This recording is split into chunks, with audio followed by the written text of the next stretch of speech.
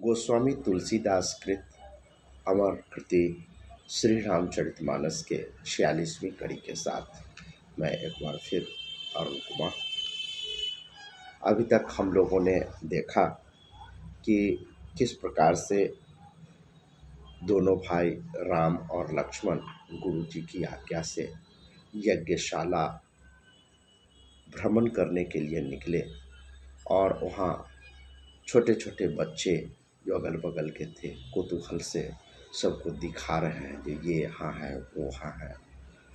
और इसके बाद भगवान राम फिर वापस गुरु विश्वामित्र जी के पास पहुँचे। शाम का समय हो गया और आगे देखें क्या होता है। निशि प्रवेश मुनियाय सुदिन्हा सबहि संध्या बंदनु किन्हा कहत कथा इतिहास पुरानी रुचिर रजनी जुग जाम शिरानी। रात्रि का प्रवेश होते ही संध्या के समय मुनि की आज्ञा से सभी संध्या बंदन किए। इसके बाद कई प्रकार की प्राचीन कथाएं और इतिहास कहते कहते रात्रि के 2 पहर बीत गए। एक पहर लगभग 45 मिनट का होता है। अभी भी गांव समाज में छोटे छोटे बच्चे शाम ढलते ही दादी के पास, दादा के पास, नाना के पास, नानी के पास चिपक जाते हैं और वे तरह तरह की कहानियाँ सुनाते रहते हैं। बच्चे उन कहानियों से संस्कार को ग्रहण करते हैं और इतने कौतूहलवश उन कहानियों को सुनते हैं कि जो वात्सल्य है, जो प्रेम है, उसे छोड़कर वे जाना भी नहीं चाहते। माँ बुलाते रहती है, बउआ खाना खा लो, वो नहीं आता क्योंकि उसे कहानी सुनने में दिलचस्पी है। और यहाँ मुनि जी कह रहे हैं कहानी। पहले पढ़ाई का यही माध्यम ही हुआ करता था। हम लोग आपस में अपने संस्कारों का, अपने ज्ञान का अगली पीढ़ी में संचार इसी माध्यम से करते थे और वो ज्ञान का जो नींव होता था काफ़ी पुष्ट हुआ करता था। आज की बदलती परिस्थिति में अगर इसी चीज़ को देखें, शिक्षा का पर्याप्त प्रसार हो और हमारी माताएं, हमारे बड़े बुजुर्ग इस प्रकार से सभी बच्चों को अपने पास आकर्षित कर सकें और उन्हें अपनी कहानियाँ सुना सकें, तो ये सबसे बड़ा इतिहास और सबसे बड़ा ज्ञान की यही बात होगी। किताबों में जो पाठ्य पुस्तकों में पढ़ते हैं वो विभिन्न प्रकार के कल्पित कहानी हो सकते हैं, हमारे समाज से अलग दूसरे समाज की कहानियाँ हो सकती है, लेकिन असल कहानी तो वही प्रभावी होता है जो हमारे पास पड़ोस में घटित होती है। हमारे परिवार के बड़े बुजुर्ग जो अनुभव किए हुए होते हैं, उनके जो निष्कर्ष होते हैं वो आत्मसात होते हैं। आज कहीं न कहीं इस कड़ी को हम लोग तोड़ रहे हैं, जिसके कारण सामाजिक ताना बाना ध्वस्त होता चला जा रहा है, नैतिकता का लोप होते जा रहा है। बड़े बुजुर्गों और बच्चों या फिर जो आदर का जो श्रेणी क्रम है, आदर का जो पदानुक्रम है, वो भी कहीं न कहीं टूटता चला जा रहा है और हम लोग अपने जड़ों से दूर होते जा रहे हैं। इस पर भी हम लोग गौर कर सकते हैं। मुनिबर शयन किन्ही तब जाई, लगे चरण चापन दो भाई। जिनके चरण सरोरुह लागी, करत विविध जप जोग बिरागी। तब श्रेष्ठ मुनि शयन किए, माने सोने के लिए गए। तो फिर दोनों भाई उनके चरण दबाने लगे, जिनके चरण कमलों के दर्शन एवं स्पर्श के लिए वैराग्यवान पुरुष भी भांति भांति के जप और योग करते हैं। तेई दो बंधु प्रेम जनु जीते, गुरपद कमल पलोटत प्रीते। बार बार मुनियाज्ञा दिन्हि, रघुबर जाई शयन तब किन्हि। वही दोनों भाई मानो प्रेम से जीते हुए प्रेम पूर्वक गुरु जी के चरण कमलों को दबा रहे हैं। मुनि ने बार बार आज्ञा दी, तब श्री रघुनाथ जी ने जाकर शयन किया।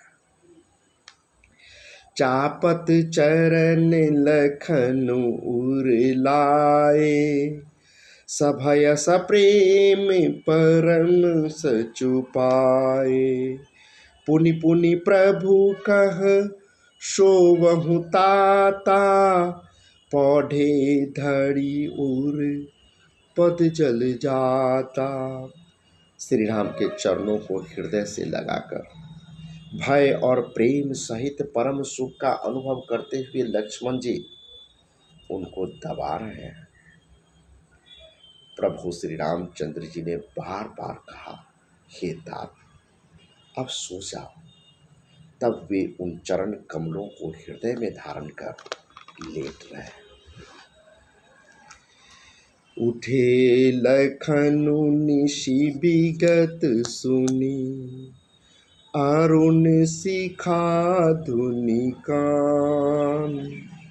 गुरते पहिले ही जगत पति, जागे राम सुजान।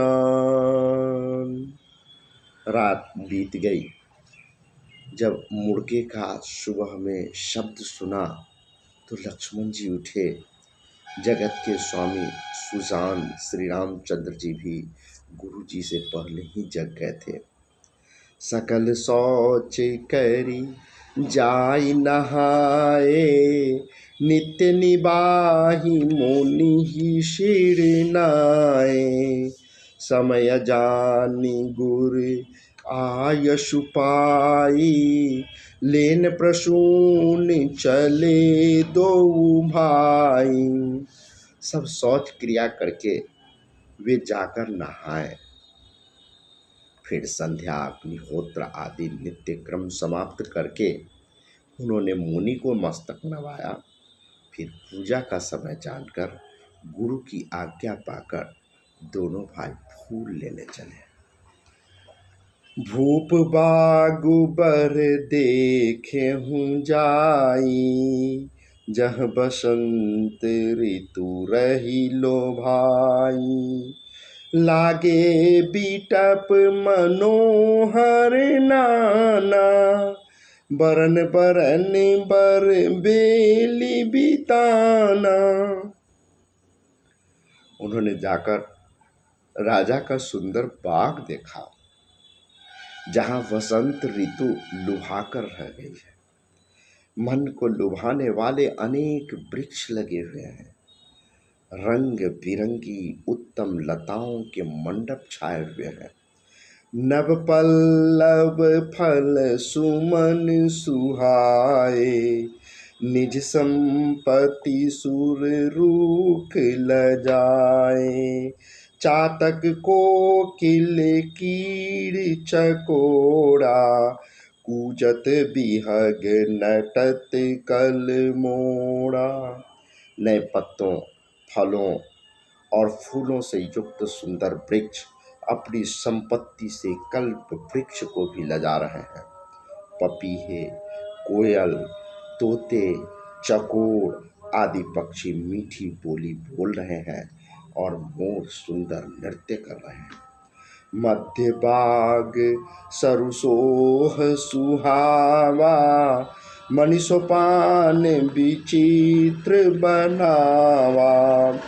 विमल सलीलु सरसीज बहुरंगा, जल खग कूजत गुंजत। बाग के बीचों बीच सुहावना सरोवर सुशोभित है, जिसमें मणियों की सीढ़ियां विचित्र ढंग से बनी हुई है। उसका जल निर्मल है, जिसमें अनेक रंगों के कमल खिले हुए हैं। जल के पक्षी कलरव कर रहे हैं और भ्रमर गुंजार कर रहे हैं।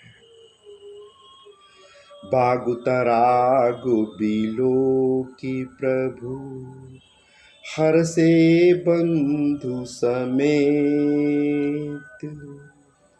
परम रम्य आराम यह, जो राम ही सुख दे। बाग और सरोवर को देखकर प्रभु श्री रामचंद्र जी भाई लक्ष्मण सहित हर्षित हुए। यह बाग वास्तव में परम रमणीय है, जो जगत को सुख देने वाले श्री रामचंद्र जी को सुख दे रहा है।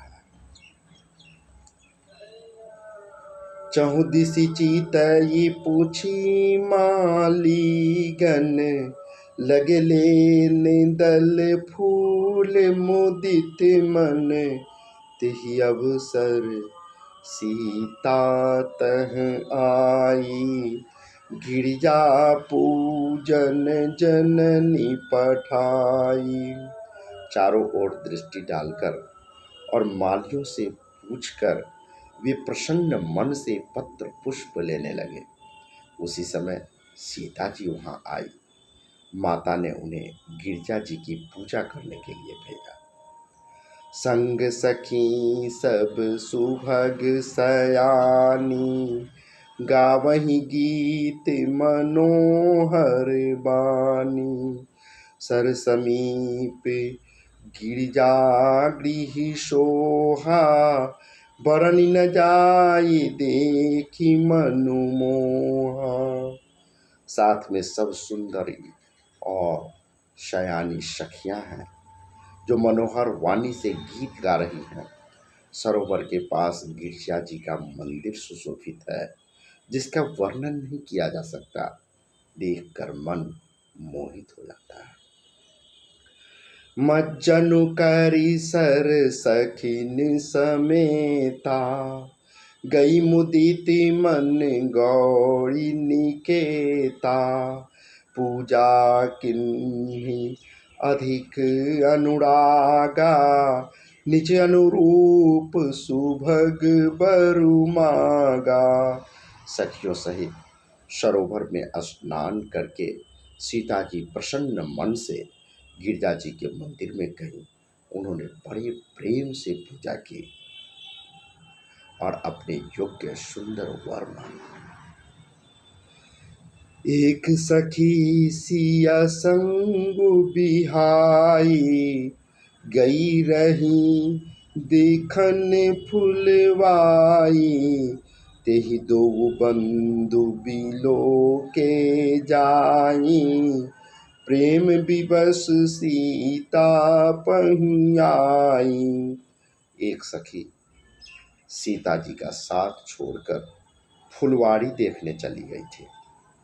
उसने जाकर दोनों भाइयों को देखा और प्रेम में विफल होकर वह सीता जी के पास आई।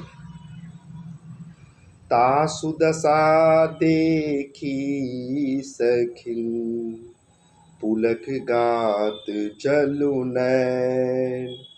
कहु कारणु निज हरस कर, पूछहि सब मृदु बैन। श्यावर रामचंद्र की जय। सखियों की सखियों ने उनकी दशा को देखा।